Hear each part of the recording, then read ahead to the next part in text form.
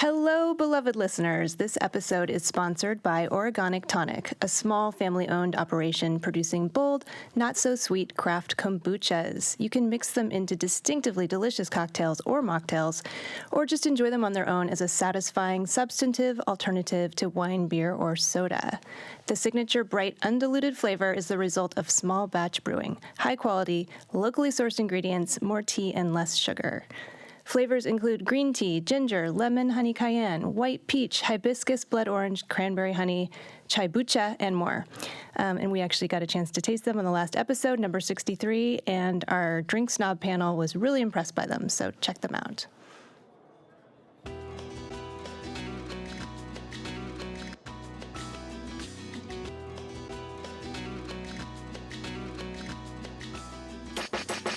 Hello, and welcome to episode 64 of The Foretop. It's a roundtable discussion of today's hot-button topics in food and beverage. I'm your host, Catherine Cole.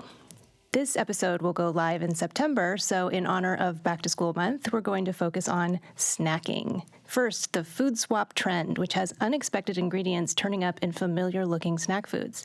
Next, geek to chic snacks, formerly socially stigmatized foods, are now showing up in all the cool kids' lunchboxes. And finally, the snacking economy. Is our society moving away from a 3-square meal model?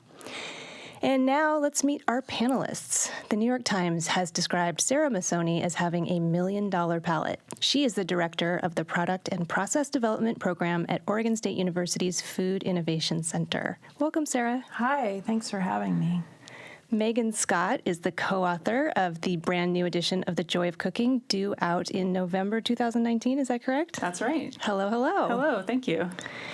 And Ivy Manning is a food writer, recipe developer, and the author of 8 cookbooks. Is that right? Yes. Oh, that's awesome. Whose work appears in many national magazines. Always good to see you. Hi, Catherine.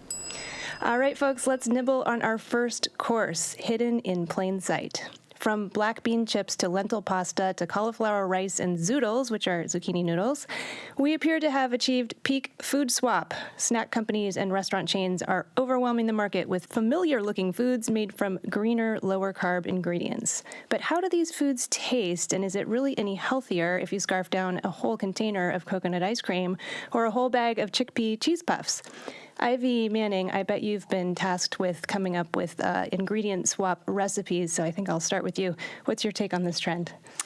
Well, there's the good and the bad, as with anything. I mean, I think the trend of the sneaking good foods into children's foods marketed for kids is a little questionable. I mean, you've got kale dino-shaped nuggets and that sort of thing is sort of, well, why don't you just take the time and introduce kale to your child, because as they grow up, they're just going to be eating these processed things. And if you have to sneak the food in, then I don't think that you're ever creating a palate that really understands how to eat healthfully. But at the same time, there's some good things, like the lentil pastas and the quinoa pastas and things like that, where it's a food where it's incorporating more fiber and more protein. I think those are great, and if you're stepping away from refined carbohydrates, that's a good thing too. And those higher fiber lentil pastas and so forth and cauliflower pastas are great because you eat less of it because it's just more filling and slower in your gut, so slower transfer. So that's great. But coming at it from a recipe development standpoint, I don't know if I'm looking at Megan and Sarah, and if they've ever tried some of these, Sarah's like, oh. Yeah. Leaves a lot to be desired. I tried one that was edamame mung bean pasta, and it tasted exactly like co-op floor sweepings. So, and the texture was awful. So you had to develop this recipe, or you just tried it? I had to use it in a recipe development. Oh. So, you really got to pick and choose your battles, and they don't always work if they have a very sort of flavor either. You can't make carbonara or something like creamy with a weird tasting pea protein pasta. So, and there's lots of ways around this and ways into it. So you just have to be a choosy customer. Yeah. Yeah, similarly, I had to develop a recipe using a brown rice pasta that I will not name. And the texture for me was the hard part. Like, it tasted a little bit weird, but the texture was very grainy. And you could never, it went from being what seemed like undercooked to being overcooked in about 20 seconds. So it was really hard to get it to the right texture. And even when you did, you were just feeling a little sad about your life choices at that point. Some of the alternative mono foods are really difficult to work with because they lacked some of the textural properties that we see in all the foods that we're used to. And that's a good point, Sarah. What we're used to, if you crave something, maybe it's better just to have that small piece of pizza and moderation instead of getting a cauliflower and almond crust pizza base that you pay exorbitant amounts for. And then I had the experience of making a pizza with that, with like a homemade tomato sauce and really good mozzarella and basil from the garden, and took one bite, and it was exactly like that scene from Big where Tom Hanks is trying caviar for the first time, and he's ostensibly 10 years old in the film, and he just is like chewing it and spitting it out at the same time, like blah, blah, blah, blah. I couldn't get the drywall out of my mouth fast enough. So I think if you don't absolutely have to have if you're not doing low carb, there's no real reason to eat those. But I think it's great that there's alternatives on the market. I mean, back in the day when I first started writing recipes, whole wheat pasta was cardboard. You might as well just be chewing on the box. And it is getting better. So that's a sign for the future where people are becoming more aware. I like your point, though, about satiation. Is that the word? Satiety. Satiety. Yeah. Ivy, because lately I've bought 2 products for my kids that they did not eat, and I ended up just eating the whole bag because I never felt satisfied. I think one of them was cauliflower pretzels, and one of them was chickpea puffs, supposed to be like Cheetos or something. And you just keep on eating them for the salt, but you never kind of feel like you're getting that satisfaction of eating real junk food. And I swear I probably ate more calories. Yeah, and you've got to be careful, too. You kind of know your limits. I joke with a food writer friend, there's a certain pasta that is made out of chickpea flour, and we both had the same uncomfortable results after eating it. And so we joke that it should be called kaboom instead of what it's called because, woo! I mean, everything in moderation, but you kind of have to know how your body deals with pea protein and chickpea flour. That's a lot. If you're eating a whole bag of it, that's a lot. Mm-hmm. Sarah Masoni, you develop or help entrepreneurs develop new food products at the Food and Innovation Center. Have you ever kind of been tasked with helping someone develop a product that really just was not meant to be where they're trying to? Ooh, that's a good question, Catherine, and it happens all the time. In fact, last week I was working on a Pop-Tart that was high in protein, and it's not the first time I've actually worked on a product like that and wondered exactly how it was going to be sold, but typically that's not my problem. I'm just trying to work on things and help people make it taste as good as they can. And so I try not to spend too much time thinking about who's going to buy it, but listening to you all talk about the failures of the products that you're experiencing and trying to enjoy is happening all the time to consumers. And it's a little disconcerting because it doesn't make the food scientists look very good, in my opinion. But it does seem like there's a demand for that kind of product, but the reality may be a little less wonderful than the idea. That's true, Megan. One of the things that I think is happening is that people are eating foods because they feel like it's sustainable or it's the best thing to do for the environment. And so it's driving a lot of growth in the natural products industry and even in the vegan diet right now.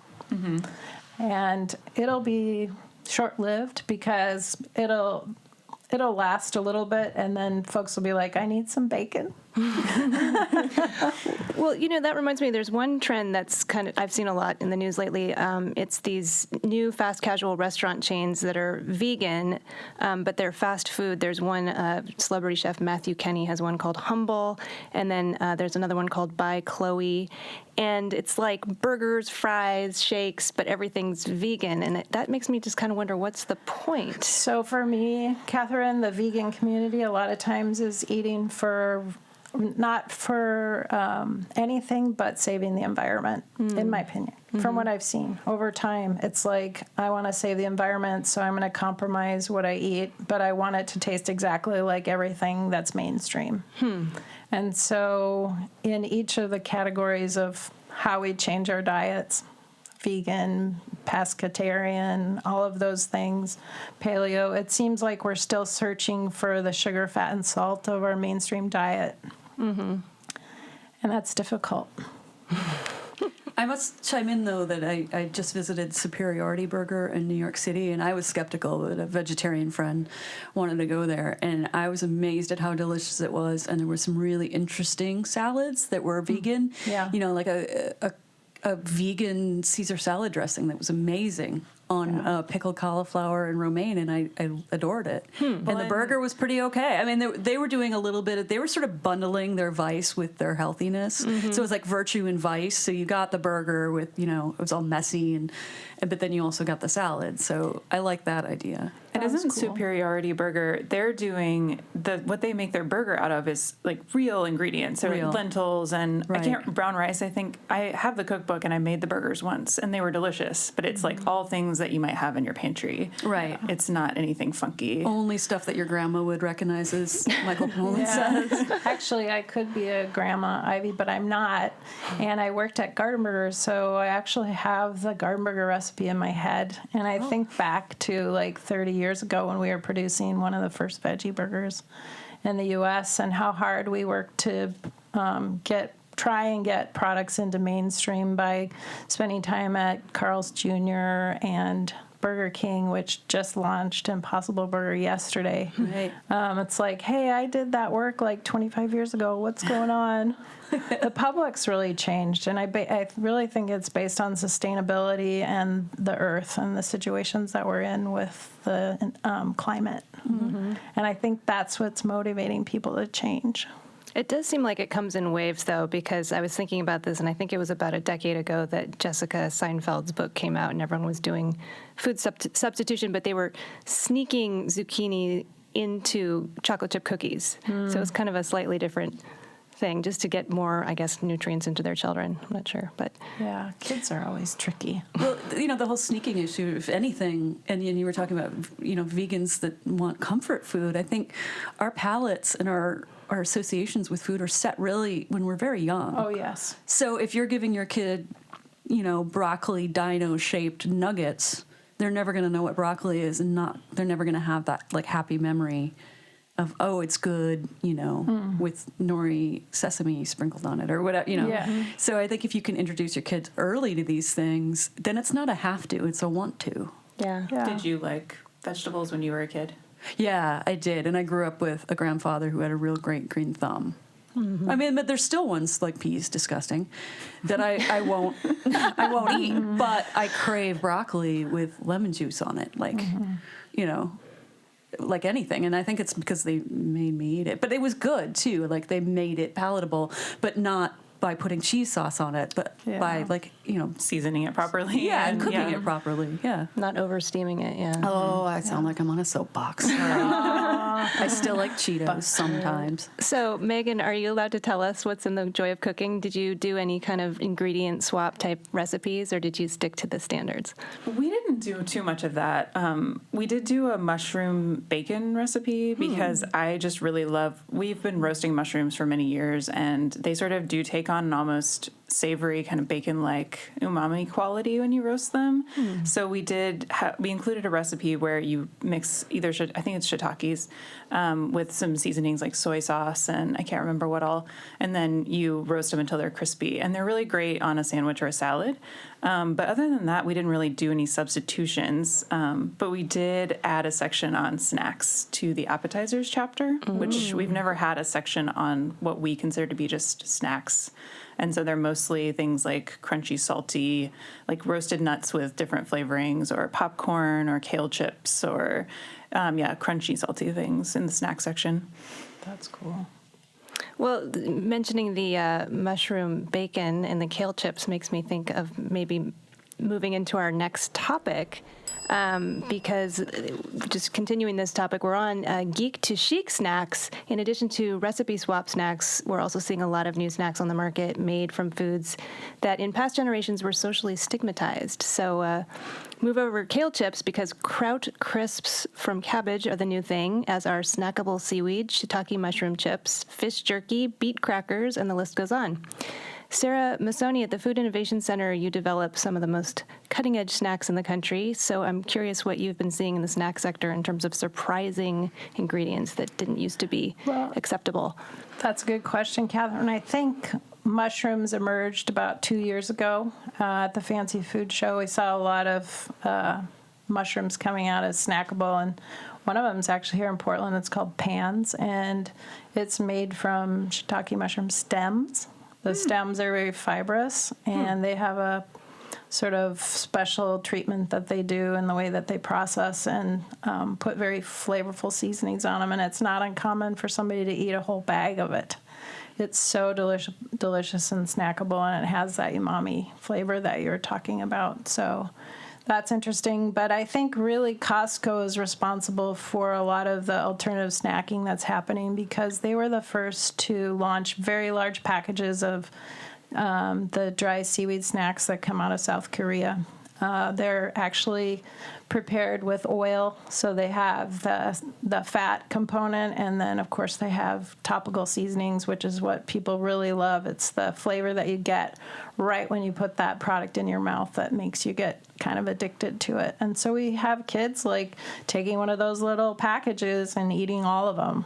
And I've got to break in, Sarah, because in the previous episode, our panelists were talking about the foods that their parents would put in their lunches that were embarrassing to them because their parents came from other countries, now are the cool foods, and they sort of can't believe it. It's true. It's so true. And the same thing, like now fish jerky is a huge thing here in the U.S. We've had several really successful startups that are doing fish-based jerkies for snacking, and it's not really new. It's something that's been done in Asia for a really long time. I think we've just sort of westernized it with flavor profiles that we're familiar with. So it could be fish with teriyaki or fish with pepperoni flavor or fish with salt and pepper. And so when we eat those snacks, we taste it and we think, oh, this reminds me of a Dorito.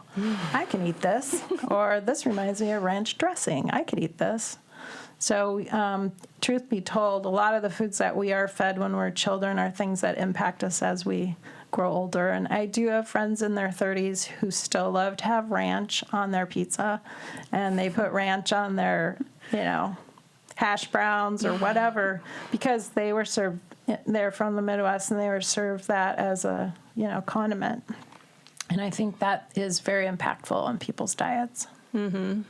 So it's funny that you mentioned Costco because my mother-in-law and her partner are huge Costco fans. Yeah. And they're not, like on the cusp of food innovation trends, but they'll pick things up just because they're at Costco. Like the last time we visited, they had a huge container of, they were like crispy dried mushrooms with seasonings. I don't think it was that company, but it was something like that. Yeah, and Megan, you're exactly right. There are people that are retailers that are making decisions for us that really change our diets and the way that we eat food and have foods in our pantry are based on the convenience item. And we, in general, in the U.S., I believe, trust the retailer to make a decision for us on what we should be eating. So I'll hear people talking about, oh, if it's at Trader Joe's, I got to eat that because Trader Joe's stuff's really awesome.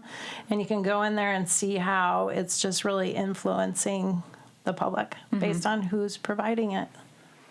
Yeah, you're making me think. My younger kid loves the Trader Joe's lentil. They're not chips. Well, they're kind of chips, but they're like spirals, lentil spirals. Yeah. And she also makes me, I'm not a Costco person, but I order from Amazon giant boxes of the seaweed snacks. Yeah. And she brings them to school every day and shares them with her friends. And it's now like the cool thing to share with your friends is the seaweed snacks. I know. We were like trading bubble gum from baseball cards, and now they're like trading seaweed chips. That's funny.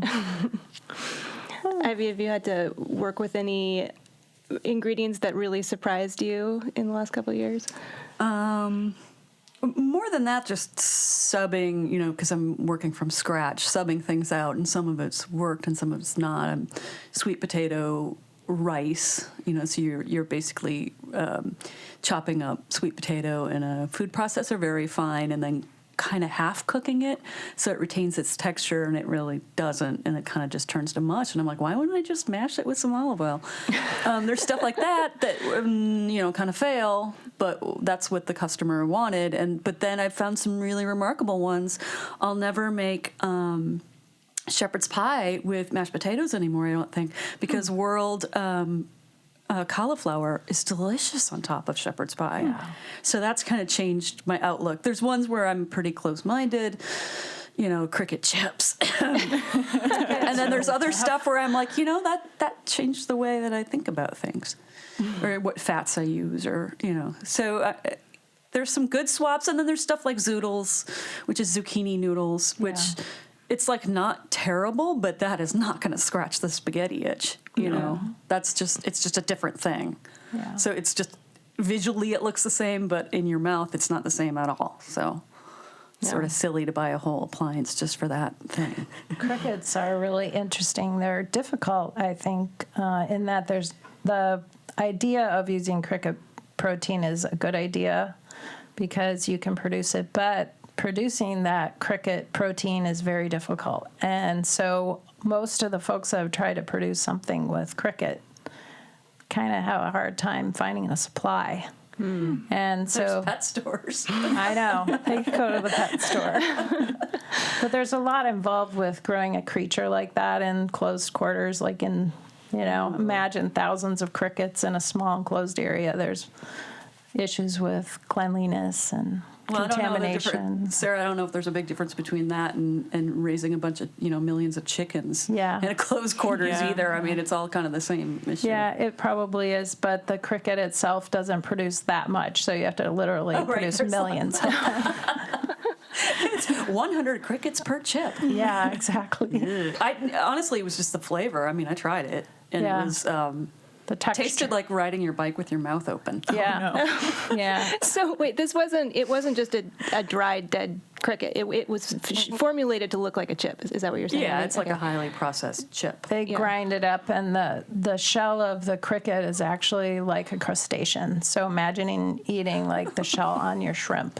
Yeah. So if you've ever eaten like fried shrimp shells when you're eating in an Asian restaurant, that's kind of what the texture is like. It's like grainy and gritty and sandy.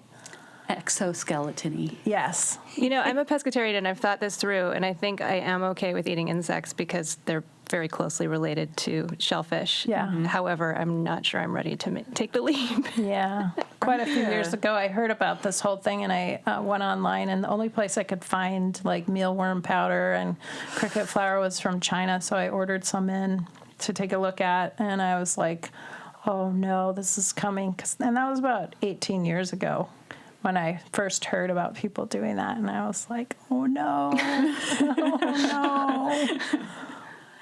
So have you had to work with any of this insect material with clients at the Food Innovation Center? We have, but it's kind of been fits and starts. There was a gal from Nebraska who had wanted to do a pretzel made out of crickets. But after speaking to her for quite some time, we realized that maybe there wasn't enough cricket powder available for her to create enough pretzels to actually create a business. Oh, wow. So got put on the back burner. Darn it all. Yeah. Megan, any cricket recipes in The Joy of Cooking? No, but we did add a section on insects in the back of the book, there's a section called Know Your Ingredients. And it's our favorite section because it's just a glossary of common ingredients and kind of what they are, what the different types are, how they're made or processed or used. So we did add a short section on insects, but not, I think we mentioned cricket powder, but it's mostly focused on cultures that already eat insects, just like ants or crickets or, in their diets. So just kind of familiarizing people with the idea of it. And maybe someday it will become a thing, but I don't know. I think we're seeing the future in all of this talk. Mm-hmm. Mm-hmm. Pretty sure. Well, before we move to our next topic, I would like to take a quick break and thank our other sponsor, which is Visit McMinnville. This will be very easy for me to read to you because I go to McMinnville all the time because I work in the wine industry and I love visiting wine country. McMinnville is a charming small town in the heart of Oregon wine country with more than 250 wineries within a 20-mile radius. It's the perfect place to stay when you're visiting Oregon wine country because there are multiple boutique hotels to choose from, as well as outstanding farm-to-table restaurants, art galleries, a terrific farmers market, very cute shops, and, of course, more than 24 winery tasting rooms within walking distance. Those are the urban tasting rooms. And that's not all. If you have non-wine drinkers in your group, there are also microbreweries and a distillery that you can visit. You can even bring the kids. There's the Evergreen Aviation and Space Museum. Go to visitmcminnville.com to discover more and plan your stay in McMinnville, Oregon. Welcome to the land of plenty. Have you all been to McMinnville recently? Yes. I love McMinnville. I can't believe Hollywood hasn't discovered it yet because it's just so Main Street cute. It is It's so cute. pastoral, too. It's like so beautiful. Yeah. It's like a watercolor painting. Yeah. I always feel myself relaxed when I get there. Anyway, thanks, McMinnville. All right, let's move to our next course, our final course, the snacking economy. Continuing with the theme we've been talking about today, why even eat a sit-down meal when you can get all your nutrients from salmon jerky and dried seaweed? It feels like in the grocery store these days, we're just inundated with snacks that seem to be aimed at replacing the sorts of foods we should be consuming in regular meals. And Megan Scott, I wanted to get back to what you were saying earlier about adding a whole snack section to the joy of cooking. I'm curious why you decided to do that and kind of what you discovered as part of that process. It wasn't really an analytical decision. It was more that we had a kind of a group of things that we like to eat that we didn't think fit into any of the existing categories that we already had in the book. And the best word we could come up with was snacks. So that's why we did that. But yeah, I think it's interesting that people are eating more frequently throughout the day and not focusing so much on 3 meals. And part of me thinks that that's fine if that's how people need to eat to live their lives. And then another part of me feels a little sad because I think it's maybe something that's born of just not having enough time and being rushed all the time and working too much and having too many obligations that people feel like they don't have time to actually sit down around a table with their family. And I don't want to romanticize it too much because I know that not everyone has that amazing experience of having a wonderful family that you sit down with and have a great meal. But for me growing up, the opportunity to sit with my sisters and my parents and kind of go over what happened that day and just talk to each other was really important to me. And I think it could be really great for a lot of people in relationships. And it saddens me to think that that might not be happening so much anymore. Yeah. Yeah, that's a good point. I was thinking, I had a bunch of folks I know from work, wine industry people over the other night, and I just told everyone to bring a heavy appetizer, and everyone just ended up staying late, so we turned it into dinner. But I mean, I guess, there was a potato salad. There are a couple things that could be qualified as dinner type items, but it really was just kind of a grazing meal. And it did work, but there wasn't this sense that everyone sat down around the table and sort of acknowledged that we were eating. It was more just kind of picking and grazing. Yeah, and I feel like when that happens to me, like when we travel and we're just kind of snacking all day long, I never feel like I'm full. So I just eat kind of constantly. And I don't know, like I don't travel often enough for that to be a problem, but if I did, it might be. So I don't know, maybe there's something to be said for telling your body that you're full now, like you've had a meal, you don't need to eat again for 4 or 5 hours. Time for a siesta. Time for a siesta, exactly. Sarah, how much of your work is devoted to snack foods as opposed to other types of foods? Wow, that's a good question, Catherine. I would say over 50% is snack food stuff. I was trying to think about what I ate yesterday, and I don't think I really ate a meal until dinner, Megan. I literally snacked my day away. One of the things I see people doing is looking for pre-portioned things. Mm-hmm. And I follow a lot of trends on Instagram. It's a great place to kind of learn what's going on. And I see that there are these boxes that get shipped out to people, and you get this box and you open it up and it like has all these pre-portioned snacks in it. And when people are modifying their eating, they're like wanting to have like high protein snacks. So there's like these cereals now. Cereals like are in competition. They want to be like high protein, no sugar added, and taste like Fruit Loops. Literally. So people can snack on them during the day? Or Yeah, they just open that little package and eat them, and they get 20 grams of protein. Oh. And it tastes like air. But Sarah, my concern then is like what happens to that packaging? It goes right in the garbage, right? Yeah. So pre-portioning to me is always like not a good idea for Yeah. the planet anyway. That's a really Probably good not. point. Do you know Ivy. what does have a pre-package that I think is really clever? The people at Chiquita have developed this fruit, this yellow long fruit. It's sweet, naturally sweet, and it comes in its own package, and then you get to put it in the compost bin. It's called a banana. They pack in your backpack and your briefcase really well. Sorry, just kidding. No, speaking of Instagram, I feel like every once in a while I'll see someone will post like eggs in plastic wrap or oranges in plastic wrap, and it's just like, this is redundant. Why? It came with its own container already. Yeah, that's called a primary package. When a piece of food has its own like skin that you don't have to package it, it actually has its own primary package. Oh, wow. Industry you insider know that? words. Yeah. Yeah. It's cool. Yeah, I'm wondering if we're going to see, because I have noticed more of these single serving snacks, and I'm wondering if the push for less plastic and more sustainable packaging is going to follow closely behind, or if there's going to be a really big lag in that process. That's a good question, Megan. Actually, I think what's happening is we're kind of at war with the waste stream and how we recycle materials. A lot of the old types of packaging that we have are actually recyclable. And a lot of the new types of packaging we have are not recyclable. So when those non-recyclable items get thrown into the waste stream that can be recycled, it actually contaminates it and ruins that recycling process. So I think we're still in a transition sort of phase of how do we get pieces of packaging that'll actually, biodegrade in our ground, so that if somebody takes it hiking, they can just like dig a little hole, bury it there, and it's only going to be there for a week, and then it'll be disappearing. That'd be great. I think that's something that we need. Does anybody remember for a while Sun Chips was doing these biodegradable bags, and we had a compost in our backyard, so I tried it out. Got to eat the chips and then put it in there, and like a year and a half later, it was still at the bottom of our compost. Yeah, actually, there's no regulatory around that that industry, and so it's a big issue. There's a lot of work going on right now with waste stream.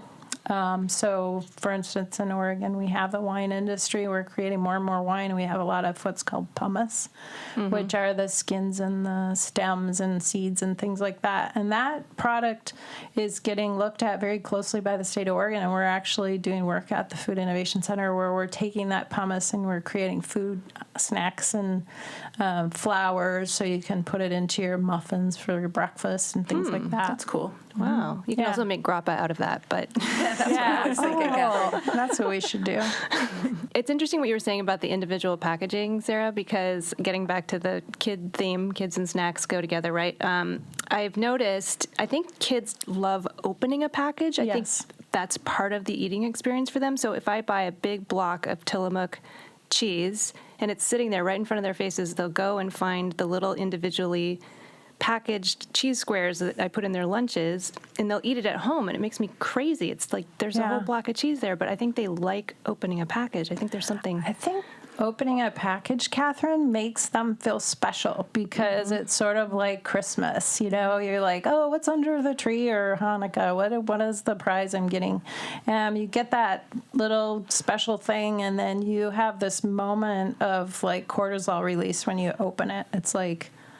It's a moment of excitement. It gives you some sort of like weird food rush. That's so what I interesting. think. Yeah, makes sense. So, Ivy, how many, when you're called upon to develop recipes, what would you say in terms of the ratio of snack foods to, dinner items or entrees? This next stuff's more specialized. I did write a book called Crackers and Dips. This is That's true. all homemade crackers, and some of them are super easy, and some of them are like little goldfish crackers.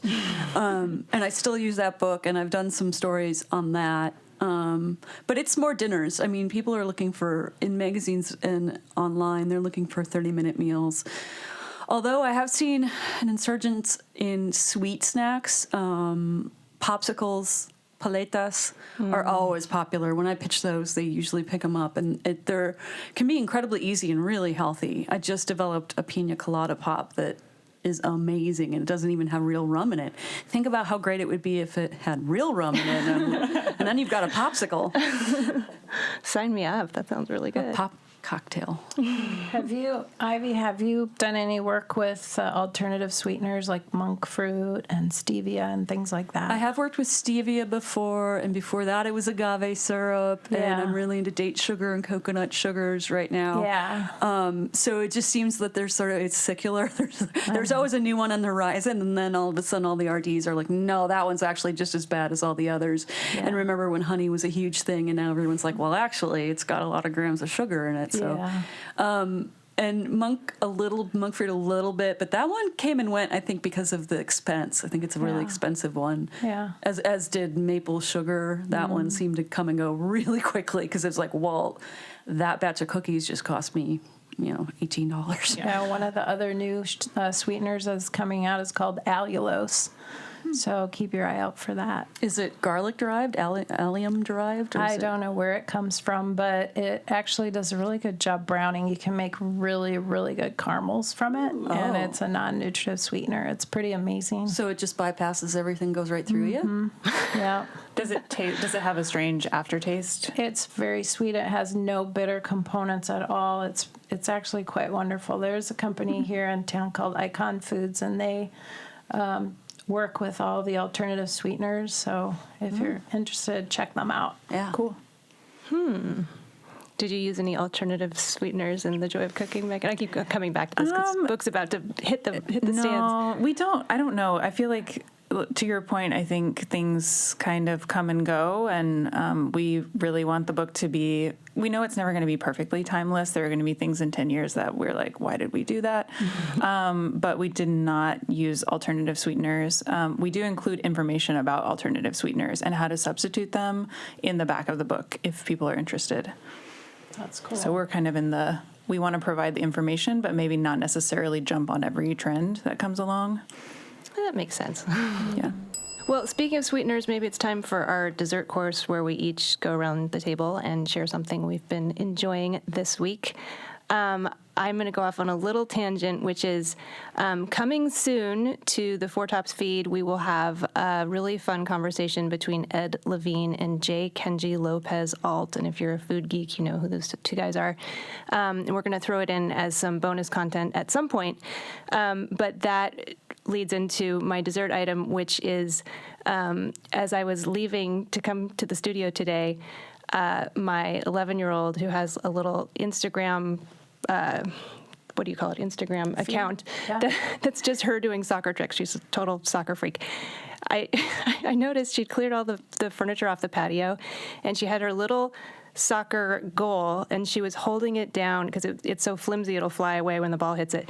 She's holding it down with a copy of the Riverside Shakespeare and J. Kenji Lopez Alt's book, The Food Lab. I was just cracking up that I'm on my way here, and it's like, who knew that there were all these applications for this book, The Food Lab? Anyway, that's my random meandering dessert item.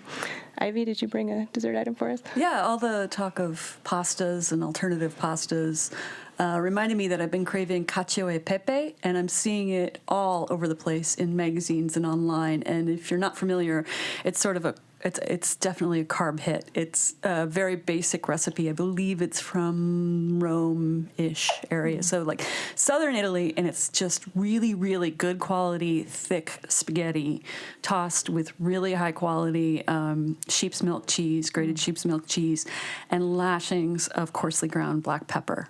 and a little bit of olive oil. And it just like scratches the itch. You don't need much. But I'm seeing some chefs doing some really interesting things with it. I saw one that had nori sprinkled in it, so you get a little umami hit. And I saw another version in Fine Cooking magazine where they were using Swiss chard and kale just to like oomph it up a little bit and make it a little less guilty. So there's your bundle, your vice, and your virtue. So I think that's what we're having for dinner tonight. Sounds delicious. Megan, what'd you bring? Well, like Ivy's item, my dessert is also savory. Last night, one thing we've been doing a lot recently is we like to use chicken thighs instead of breasts because they're just more flavorful and they have more fat, so they are harder to overcook and they just have a really nice texture.